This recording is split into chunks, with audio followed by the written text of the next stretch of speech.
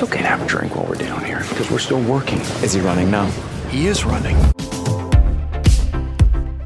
Hey, welcome back to ScreenCrush. I'm Ryan Arey, and let's talk about Loki Season 2, Episode 2. Now, this season is not really generating the kind of fan buzz that we saw 2 years ago with Season 1, but that doesn't mean it's bad. In fact, I think the show could even end up topping Season 1. Now, I got some thoughts on this episode I can't wait to tell you about, and a little later, I want to hear from the ScreenCrush Brain Trust, Colton Ogburn and Brianna McLarty. Plus, I got a theory that Sylvie might become the very thing she hates the most that I'm going to talk about a little bit later on. I cannot wait to give you my take in these theories, but first, I just have to thank everybody for supporting our channel and shopping our Loki-inspired merch at our merch store at ScreenCrushMerch.com. We have the ScreenCrush variant hoodie, the usual variants t-shirt, Doug as Loki, Miss Minutes as Dolly Clock, and lots of geeky merch that we design ourselves. This is the best way for you to directly support our channel. Thank you for making this a success. Now, I thought this episode was a little bit of a step down from the premiere. Like, the premiere just nailed it for me. We had that amazing Season 1 cliffhanger that we've been theorizing about for years, and I thought that Episode 1 delivered on that and teased all these new mysteries.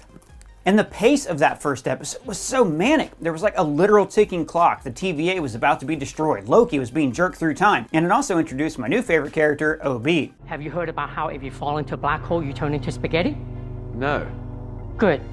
The less you know about that, the better. Whereas the stakes in this episode were a lot less clear. We started off on this mission to find X5, but then they had to explain why they were even looking for X5. You will tell us if you found Sylvie when you've had time in holding. It felt like we missed something between these two episodes. Like, am I alone here, or did anyone else not quite get why they were looking for Sylvie and Brad? Personally, I think they could have had the timelines being pruned like at the start of the episode to add a bit more suspense and give the episode a little more drive. Yeah, I mean, but the show started with an action scene. Yeah, and you know what? The Brad foot chase is pretty good, and it was really fun to see Loki finally get to use his powers. But where I think this episode really excelled was its character development. Like, there's been a lot of talk lately about how Marvel shows haven't been structured like normal TV shows. They've been structured like long movies that get cut up into pieces. And I think that WandaVision and Loki have been the exceptions to this rule. So this episode gives us kind of a typical TV episode, the breather. Breathers are episodes where characters kind of step back and take stock of what the hell just happened. That escalated quickly. In Game of Thrones, we usually get these episodes like around a big event like the Red Wedding or the Long Night. I can never be Lord of Winterfell. I can never be Lord of anything. I'm the three-eyed raven. I don't know what that means. So this episode lets us sit back and really look at how much these characters have changed since the first season. Like, Loki is a completely different character from who he was in Episode 1. The first and most oppressive lie ever uttered was the song of freedom. There are lives at stake. And the show is really making him face this question. Can he change? Can this villain who always wanted to be a hero actually become a hero? And Mobius has become the most tragic character in the show. He went from being a sycophant for the Timekeepers. Existence is chaos, and I'm just lucky that the chaos I emerged into gave me all this. To wanting to have just a glimpse of his old life. Who had a jet ski? And now he's reverted. He's afraid of his old life. I mean, don't you want to see the life you're supposed to live before they kidnapped you and brought you into the TVA? Not really. So much of this show really shines when they give these incredible actors space to breathe and really embody these characters. Hey person, what's that candy you're eating? Well, boss, this is not candy. This is a chocolatey peanut butter treat from Magic Spoon. They're the sponsor of this video. So lately I've been eating these new protein-packed treats from Magic Spoon. Like, they're great for whenever I want a snack, or they're also really good for like a post-workout because each bar has 11 grams of protein, just 1 gram of sugar, 1 to 2 grams of net carbs, and only 130 calories. So they are a perfect snack for a reluctant grown-up like myself. Now, my favorite is actually this one, the chocolate peanut butter, but the marshmallow one is also pretty great. I thought Magic Spoon made cereal. Oh, dude, they do. Like, Magic Spoon makes great cereal. In fact, it tastes like all my favorite cereals from my childhood, but it has no gluten, no soy, and there are 0 grams of sugar. But most importantly, it tastes so good. Oh, so Magic Spoon fulfills your need for childlike nostalgia while also engaging with you on an adult level. Exactly, just like our channel. But mostly, guys, it's just fun. Like, we may be grown-ups, but be the grown-up you wanted to be when you were a kid. Eat tasty treats and watch Marvel shows. So Magic Spoon is so confident in their product, it is backed with a 100% happiness guarantee. So if it's not for you, they'll refund your money and you can part ways as friends. So click our link below or scan the QR code on screen right now and use the code ScreenCrush for $5 off your Magic Spoon order and try out these excellent brand new high protein treats, or go to magicspoon.com/ScreenCrush today. Now back to what I was saying. So like, Sylvie and Loki still have this chemistry and all of this backstory, and the actors have like layered all of these different emotions emotions perfectly. And I loved how this episode really changed Sylvie's dynamic as well. For her entire life, she has always had her mission, and now she's enjoying not having anything to do. She's working in fast food for the same reason Lester Burnham did. I'm looking for the least possible amount of responsibility. Like, I feel like episode 1 set the literal stakes for this season. We're counting down to the destruction of the TVA, Multiversal War is coming soon. But this episode really set the character stakes. Loki is wondering if he can be a hero. You're a villain. Mobius has to face his fear of happiness. And Sylvie has to overcome her cynicism and help to create a better TVA, instead of just working to destroy the TVA. I mean, she has spent her entire life in dying worlds, and now she actually has a chance to live. So the character stuff, great. Some of the actual episode, not great. Like, a lot of the fight choreography here was just kind of meh. Like, there were some very imaginative parts of the foot chase that, would have been written on the page, like Loki duplication casting Londoners to distract Brad, or like how he created shadows of his Loki horns. But the fight against Dox's people was pretty bland. Well, what do you mean? Okay, well, so Loki says, I'll distract them. but instead of duplication casting or creating illusions of a larger army, he just runs in and attacks. I felt like this sequence could have been so much fun. Look, you got 2 space wizards, Owen Wilson, and a bunch of time-traveling cops with time gear. But instead, the fight just kind of felt rushed and cheap, and it was unimaginative in its execution. Now, if this fight had been in a Marvel movie, it would have been an epic Guardians hallway fight. Here, it was just something that we had to get done fast so we could get to the end of the episode. But the next scene was stellar. When all of these timelines are being erased, these actors can really bring it home. Wunmi Musaku as Hunter B-15 sells this scene. I mean, guys, look, this screen, it's just Missile Command. It's 8-bit lines on a TV screen. But the anguish in her face makes you feel those lives being lost, the birthdays that never happen, the pets that never get adopted. It's a riveting performance. In the Easter egg video, I compared it to Princess Leia watching Alderaan be destroyed. Sometimes you don't need expensive visual effects showing people dying and cities burning. The human emotion of a great actor is enough. Now, the big question I have, though, is who warned Dox? In our Easter egg video, I theorized that it was time-traveling Mobius, but I got another theory that I think is even more likely, and I think it completes Sylvie's arc for this season. But I want to get the thoughts of the ScreenCrush Brain Trust. We have our own Brianna McLarty and Colton Ogburn. Colton, what about you? Did this episode do it for you? Or was this kind of a step back from that premiere?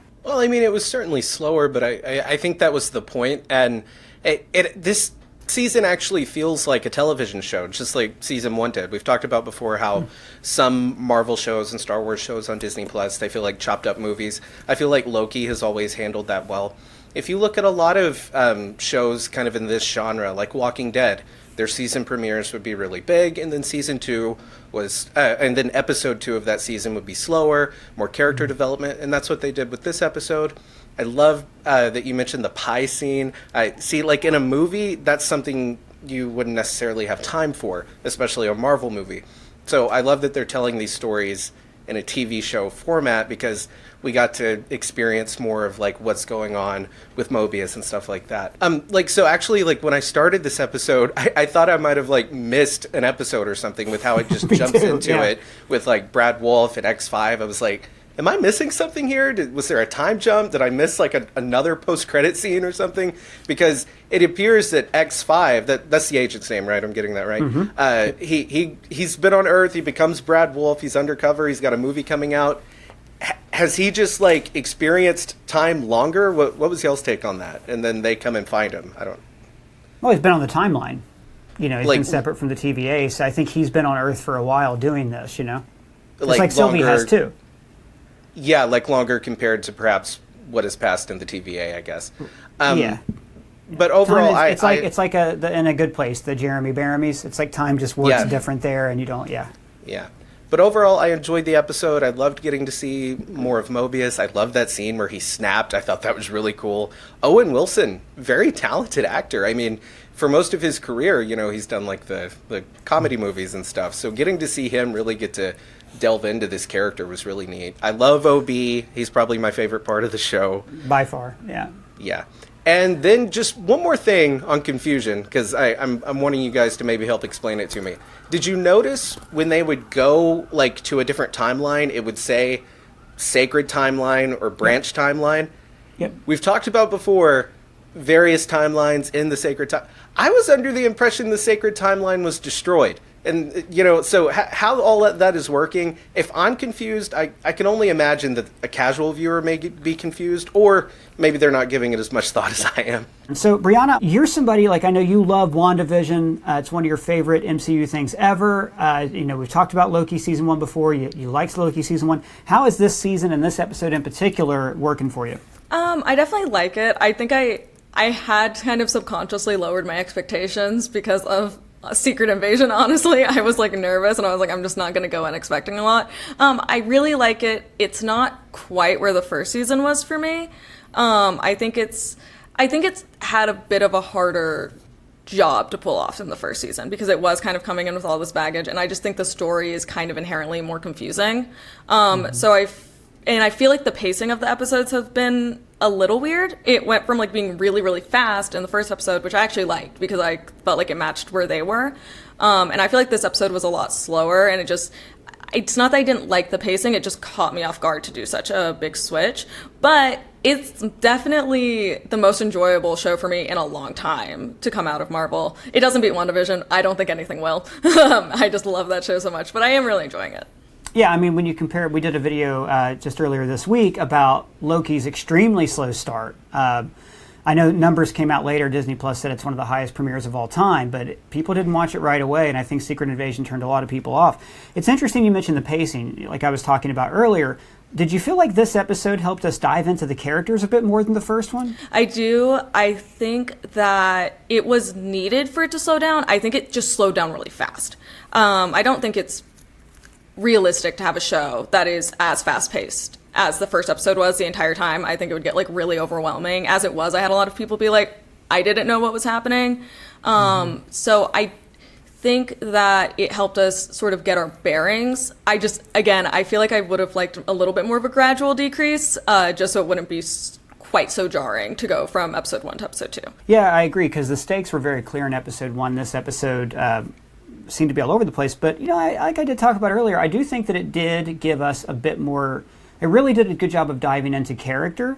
Do you feel like after this, do you feel like you know these characters a little bit better, or do you think you already kind of like knew this and the episode kind of just spun its wheels? I think I definitely know Mobius better, especially. Like, I think I really understand where he is with this a lot better than I did before. I felt like their little pie scene was an amazing scene, and honestly kind of raises some like really big existential questions. It's sort of like at the end of Multiverse of Madness, when Doctor Strange asks Wong, are you happy, knowing that there might be versions of you that are happier? Like, I actually really loved that.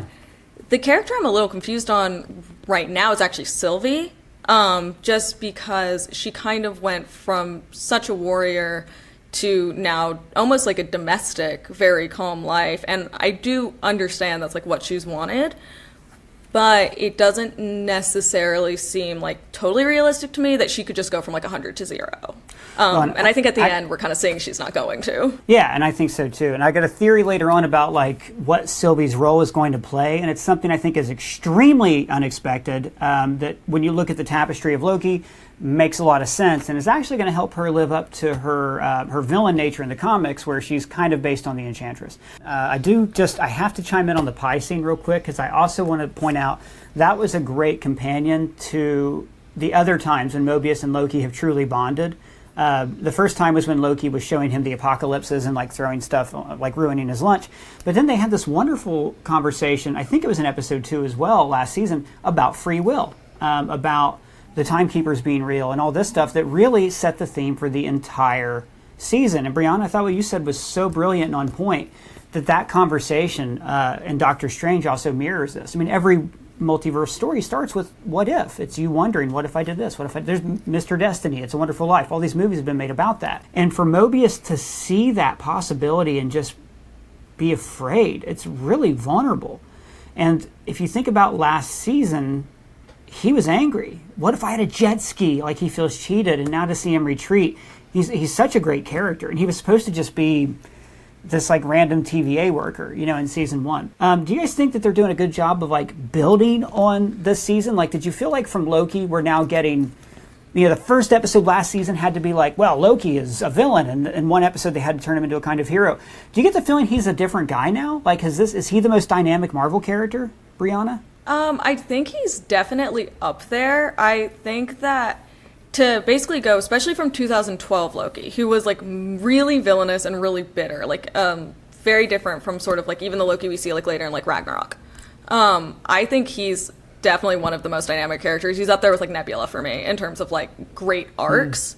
And it's awesome to see him like this. And I really think I think one of the most interesting things about his character now is even though he's still kind of morally dubious, which I think is a lot of fun, he is worried about the greater good. Like, that is his concern. It's this concern at the end of season 1 where he's like, what if he's right? Like, what if this is going to, like, cause a giant multiversal war and kill tons of people? And he's still worried about that, which is not something that Avengers Loki would have been... Like, he wanted to do that. He says that. He's like, I threw a man off a building because my emotions got the better of me. And so I think it's super cool to see this change, and it didn't feel rushed to me. Like, this feels very natural. I haven't felt like, oh, they just kind of changed him really quick. Having like the build up front of season 1 to now, it works for me. And I like that they like still kept him a little like mischievous. Like, I like that. It would have been, I'm glad he didn't just become like a straight line.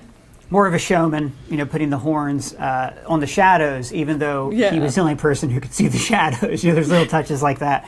And also, like the first episode of the series, he says, I put on this show for people. You know, like he kind of gets stripped down to his like base essential elements in a way. But you did touch on this thing about he cares about the timeline, the multiverse, which gets back to what Colton said about this being confusing. If you're watching this and you're confused, it's okay. This is very confusing.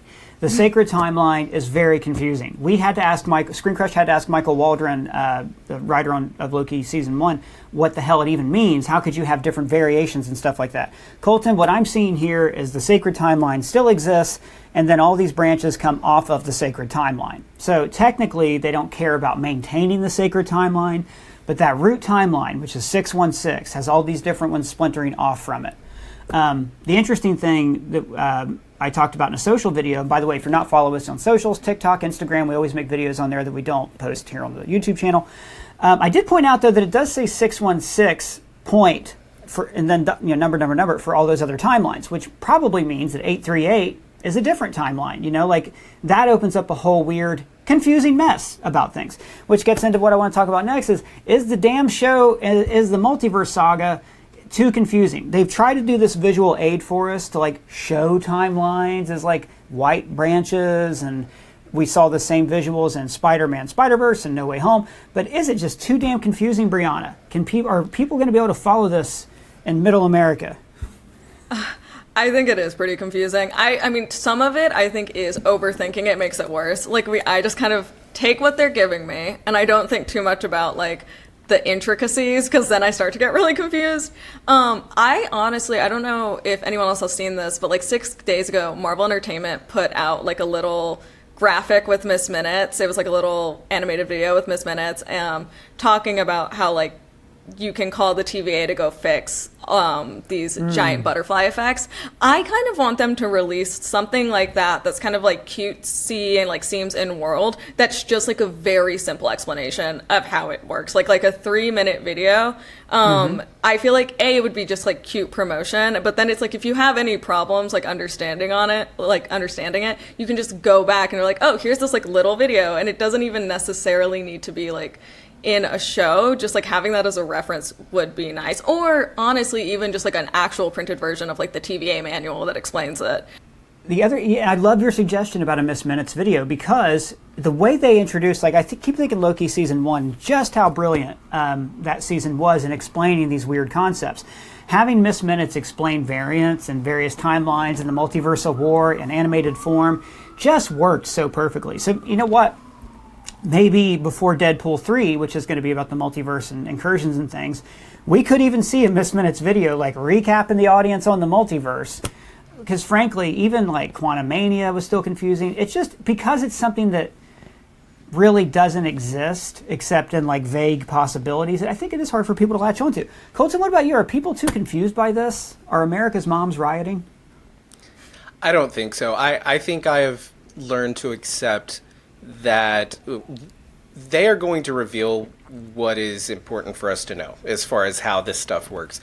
And really, when you look back at like movies like Terminator and different time travel movies and stuff, those don't really make sense either if you put too much thought into it. So I think that could be maybe more of a me problem. What did you just say about Terminator?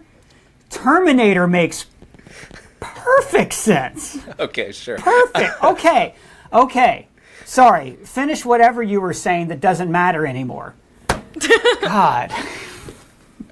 All I meant was that I think as a fanboy, I guess, who does this for a living, I think I've been putting too much thought into, okay, well, if this is this and that's a sacred timeline and these timelines are in this timeline, it gives me a headache, honestly. So I'm kind of learning to just accept what they show in the show and go off of that. And the million questions I could think of for how this links to that, those are fun, but eventually you have to just stop and accept, okay, they're going to let us know what we need to know and how that makes the story work. And you spoke of Deadpool 3. I do think Deadpool 3 is going to be a moment where maybe we can see this whole thing explained to Deadpool, and maybe he can have like, a lot of questions about, okay, but that doesn't make sense. Okay, but that doesn't make sense. Then I think that would be a fun way to do it and introduce it to a more broad audience. And I think even in Loki, they've broken the fourth wall a little bit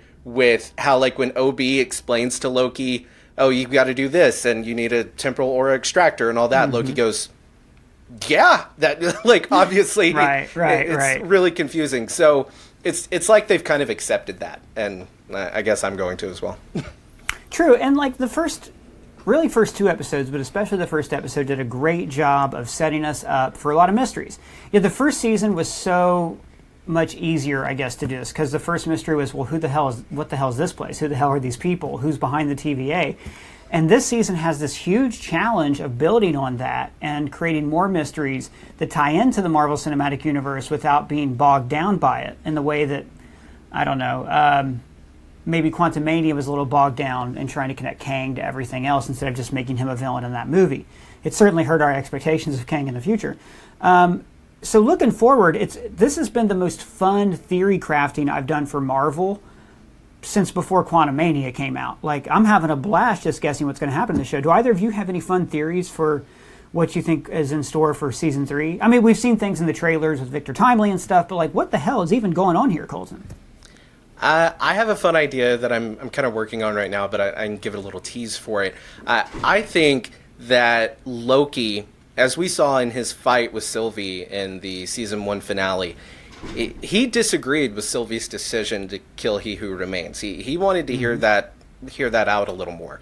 So I am wondering if we could see Loki inadvertently wind back up on the villain side of the story and help Kang the Conqueror, or Victor Timely, or whoever ascends to become He Who Remains, all out of him wanting to save the multiverse. He could say and try to explain. I could see like a great scene of him trying to explain to his brother, like, I'm not the bad guy here. I've changed and I'm trying to do what's right. I've seen things you don't understand. And I think it'd be cool to see Loki, like, inadvertently become kind of like a henchman to Kang, sort of like he was to Thanos, but it's all out of a desire to now do the right thing. It's not out of like a selfish reason now. He's trying to do good. So I think maybe we could see that, and maybe in this season we'll get to see that fight come back up between Sylvie and Loki, because they never really resolved that. They still kind of seem to be on opposite sides of how to handle this. So I think maybe we could see a scene where Loki like snaps and throws in her face like, hey, if you hadn't killed him, this wouldn't be happening right now. So don't be mad at me, or something like that. Brianna, how about you? Do you have any theories going forward on what's going to happen or where you want to see it go?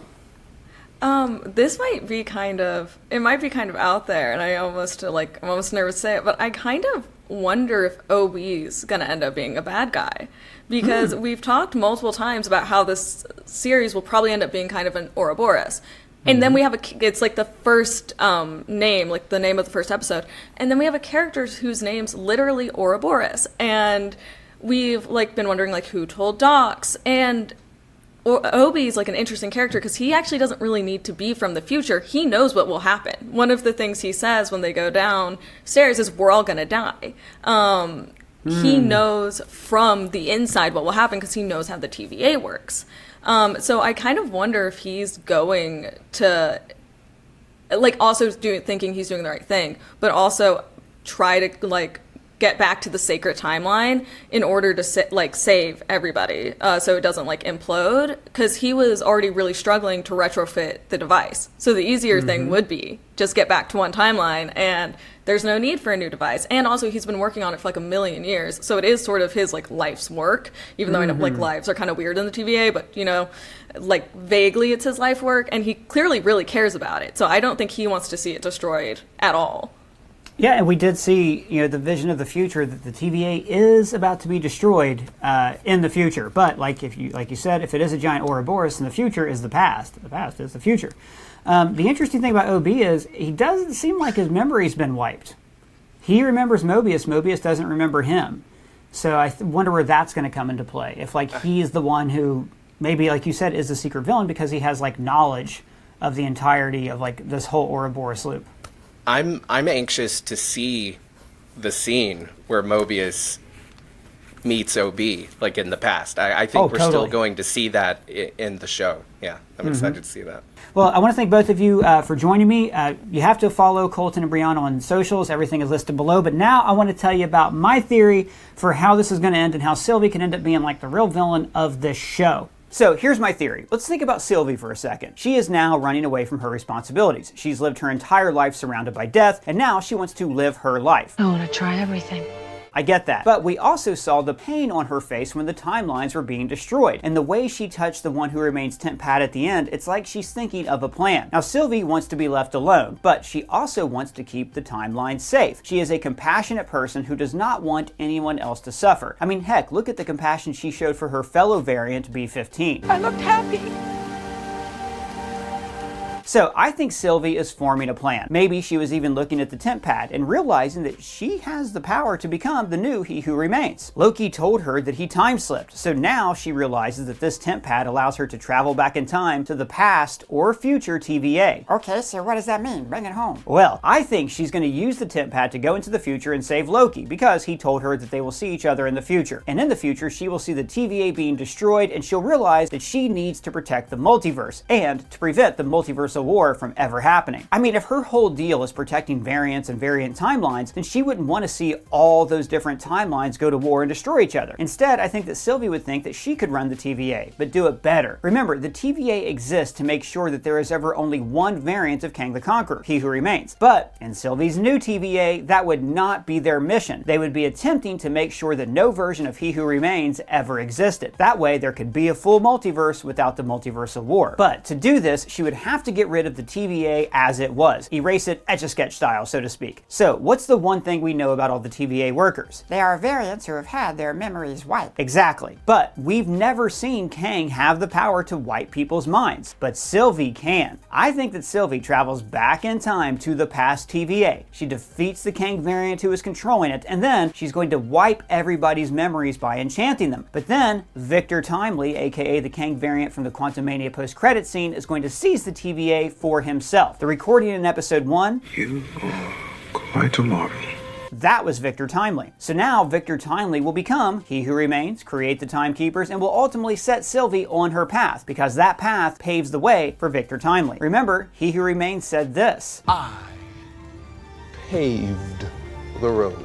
He paved the way for Sylvie so Sylvie could pave the way for him. And he has done this like thousands of times before, like he said. This whole thing is a circle, but not a real circle. More like a freaky circle. And I think that once Sylvie realizes what's happening, that she's going to lose control of the TVA, she would be the person to warn Dox. But the warning would be incomplete. She wouldn't get to finish saying what happened at the end of time. She would just time slip or be erased from existence. And thanks again to Magic Spoon for sponsoring this video. Just a reminder, scan the QR code on screen right now and use the code ScreenCrush for $5 off your high protein treats. Or go to magicspoon.com/ScreenCrush today to try the Magic Spoon treats and cereal. So let me know what you guys thought of all this. What are your thoughts? Let me know in the comments below or at me on Twitter. And if it's your first time here, please subscribe, smash that bell for alerts. For ScreenCrush, I'm Ryan Arey.